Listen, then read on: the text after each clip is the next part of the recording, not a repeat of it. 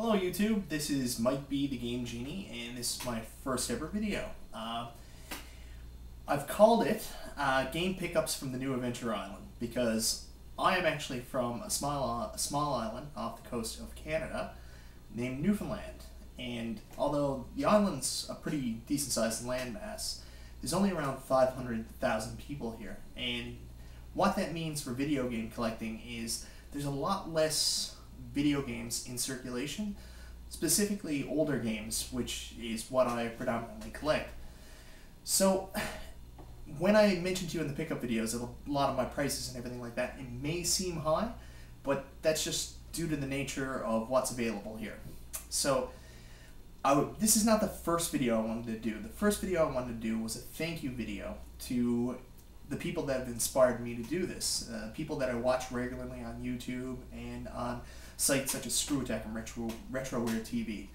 There's a lot of great people out in the gaming community, so it might not be my next video, but it might be a short while after that. I'll be doing a thank you pickup video for the people that inspired me. So just to give you a heads up, that's coming in the future.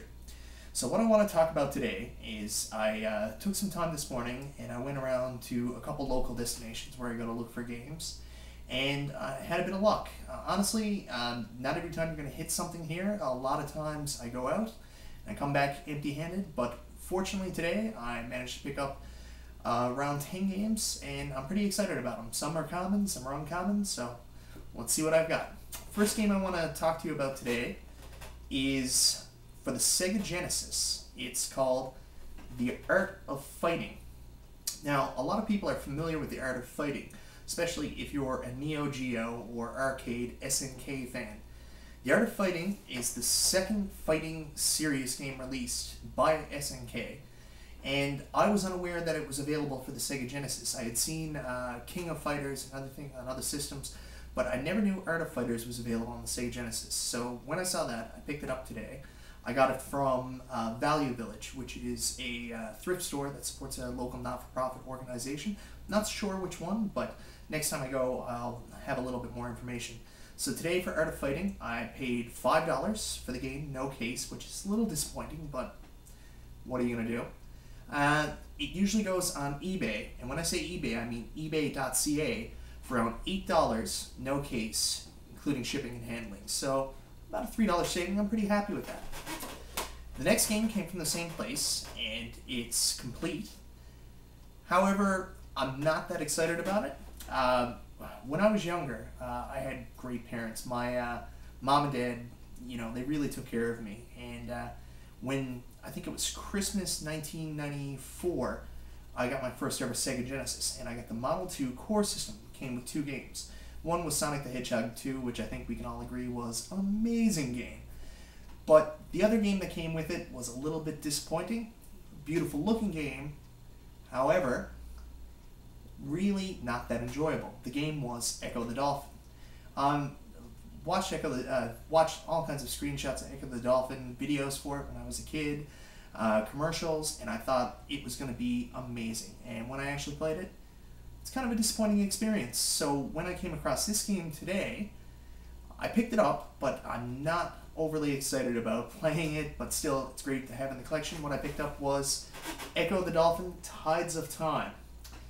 So I paid, again, $5 complete for this. It usually goes around $6 on eBay, not a lot of savings, but another Sega Genesis game to add to the collection.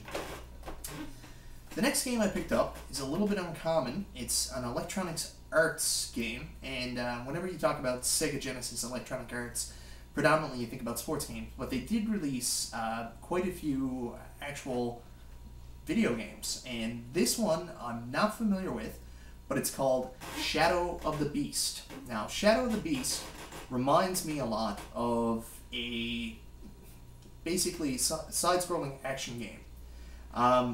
I haven't played it before. I'm going to give it a go through as soon as I can, and it looks very interesting. It looks like it's got a lot of great colors on the back here, and we'll see how it goes. So again, at the same Value Village, I picked up two more Sega Genesis games, and these ones are a little bit more exciting.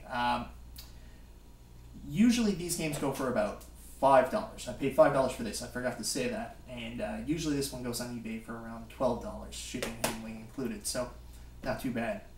The next games weren't listed as $5. They were actually listed as $8 each, which is kind of high for a Sega Genesis game, and I didn't really pay a lot of attention to it. It's just, I was kind of excited about picking them up. And what I got, I paid $16 for both of them, was 2 more Electronic Arts games for the Sega Genesis. I picked up Jungle Strike, as it says in the box, the sequel to Desert Strike, and another Electronic Arts Sega Genesis game, Urban Strike, the sequel to Jungle Strike.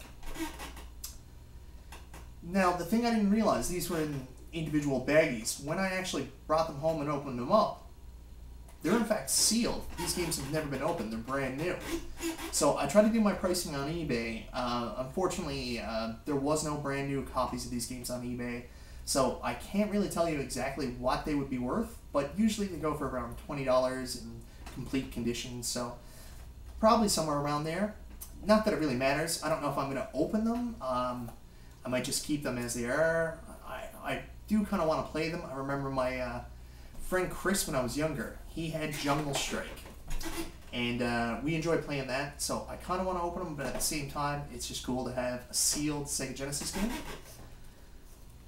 Another thing that I'm actually really interested in is there was a time when the Sega Genesis game cartridges used to come in clamshell cases like we're familiar with.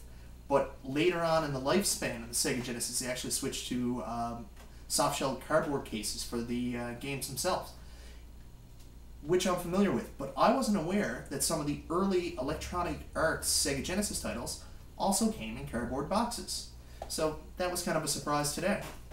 So that's everything I got at the Value Village. Now, the next game I picked up, I got at a thrift store called Previously Loved, which is set up to assist the Epilepsy Association of Newfoundland, and I got a pretty exciting game there. I got, for the Sega Genesis, Ariel, Disney's The Little Mermaid.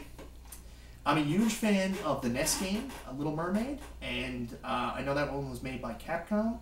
The Sega Genesis version is actually made by, developed by a company called Blue Sky Software, and I believe published by Sega. I've played a lot of the other Disney games for the Sega Genesis, such as Fantasia and Aladdin, and they were great games. I'm not sure if they're made by the same developer, but this looks like it's going to be a fun game. I'm really excited to play it. I paid $5 for it. Usually goes for about $10 on eBay, so not bad.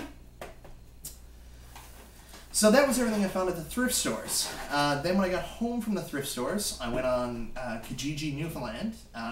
It would be the same as Craigslist in the United States. We don't really have Craigslist here in Newfoundland. We have it, but no one really uses it.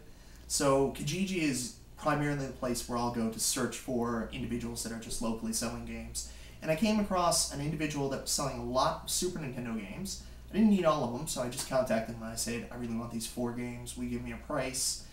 And before you have a heart attack, I got 4 Super Nintendo games for $60. May seem like a lot, but wait till you see the games I picked up. The first one I'm actually really excited about. This completes the trilogy, which I didn't have yet. I got, for the Super Nintendo, developed by Rare, published by Nintendo, Donkey Kong Country 3, Dixie Kong Double Trouble.